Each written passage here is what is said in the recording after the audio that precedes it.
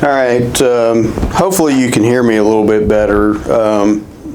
If you saw my setup here, you'd understand. I've got a lot of wires that I have to plug in.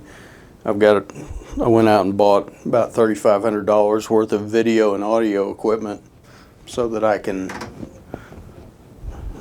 do this for you, because I really feel like it's not enough just to, put you out there and have you read the book and look at PowerPoints and outlines and stuff like that, and just, expect you to understand this stuff. I really think you need to hear from me, and hopefully it adds a little more to it. But, I forgot to plug the wire from the audio system into the video system so that you can hear my microphone. So I apologize.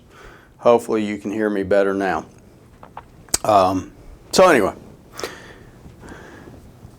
let's see here. Accounting for manufacturing operations. What I was trying to point out here is that manufacturers have raw materials, and they take those raw materials and they put it into a process to make a product.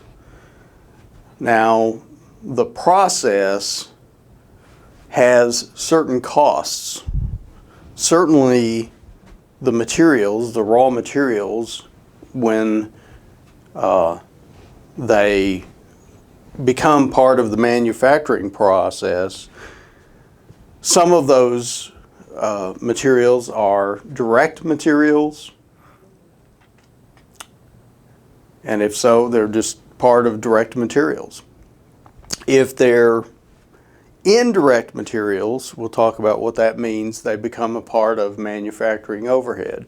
If you don't quite understand these concepts, believe me, you will before this is over. Not this lecture, but before this course is over. Direct labor.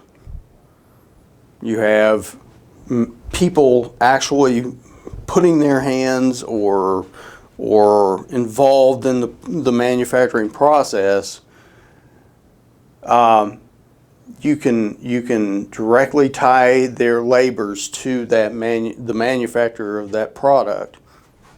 That becomes a part of direct labor. If it's indirect labor, we'll talk about what that means. It becomes a part of manufacturing overhead. Manufacturing overhead includes all those other costs that can't be directly tied to the manufacturing process. A lot of stuff that goes into manufacturing overhead. So again, just put that in your memory bank.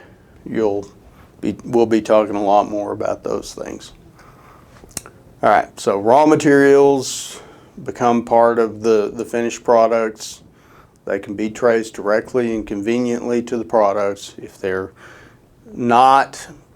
they can't conveniently trace the materials directly to the products, they become part of the indirect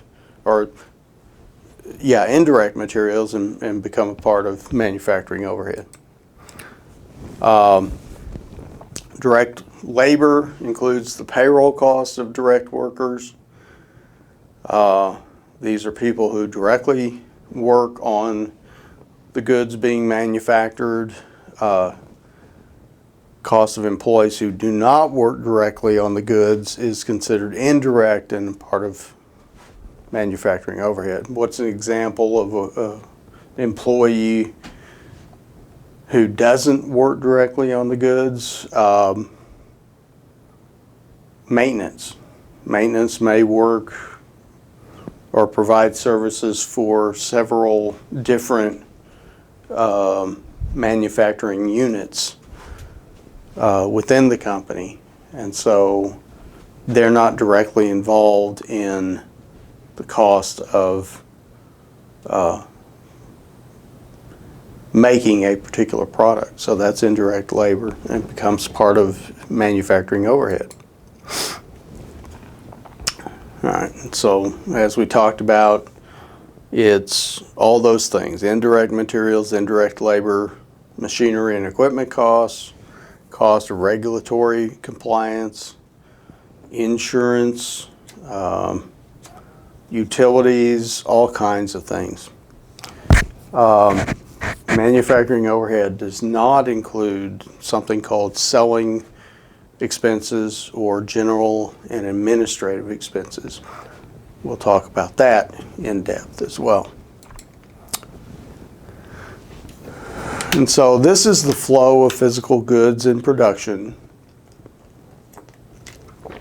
You start by purchasing these materials, these raw materials, and hopefully they're not sitting there too long before they're put into the manufacturing process. Once they are put into the manufacturing process, they become part of what they call work in progress inventory.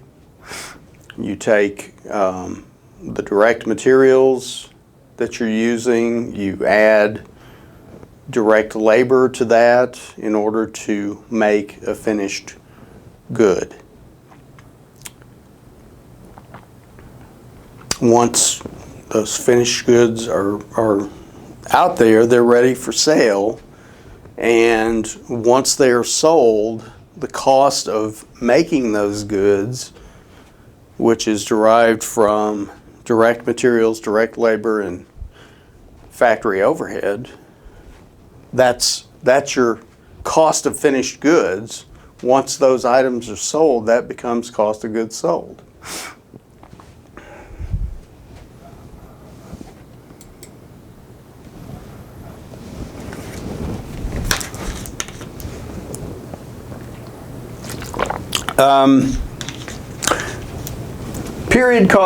Product cost versus period costs.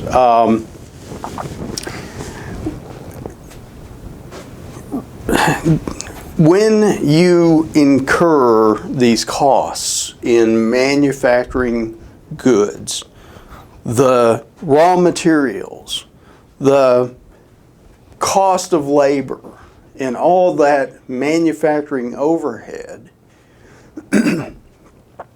all those manufacturing costs are capitalized, meaning they're not expensed right away. They are capitalized and placed in the balance sheet of the company.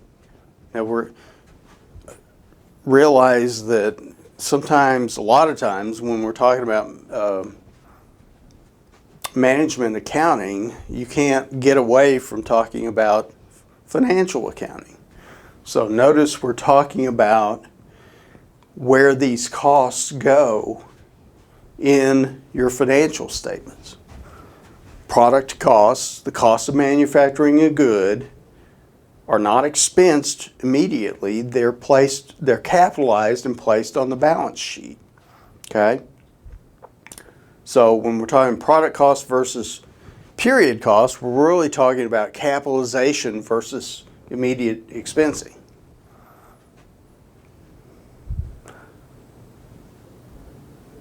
They're put on the balance sheet as current assets and finished goods inventory. If it's a period cost, operating expenses, taxes, etc., that's incurred. That's not a part of the product cost. That is simply incurred as an expense in the period in which the expense is incurred. I know that was kind of circular, but hopefully you get the idea. Now, when these product costs are capitalized and placed in the balance sheet, the main goal is to sell those products. So at some point, those costs get expensed, but they don't get expensed until the finished goods are sold. When they are sold, they're taken off the balance sheet, the cost of those goods, and placed in the income statement as cost of goods sold.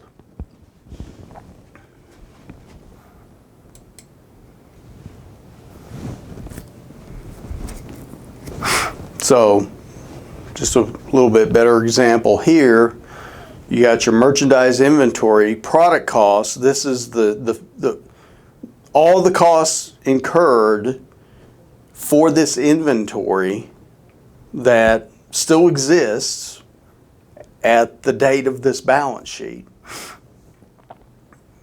So that merchandise inventory is sitting there waiting to be sold.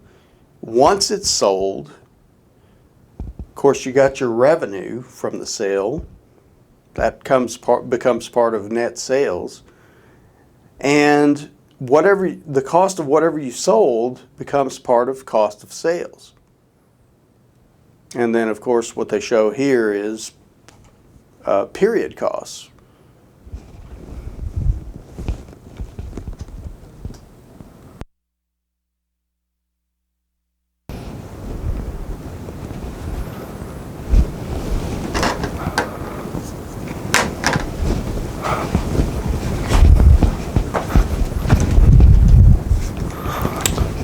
Stand by, my batteries have run out on my audio system. Hold on.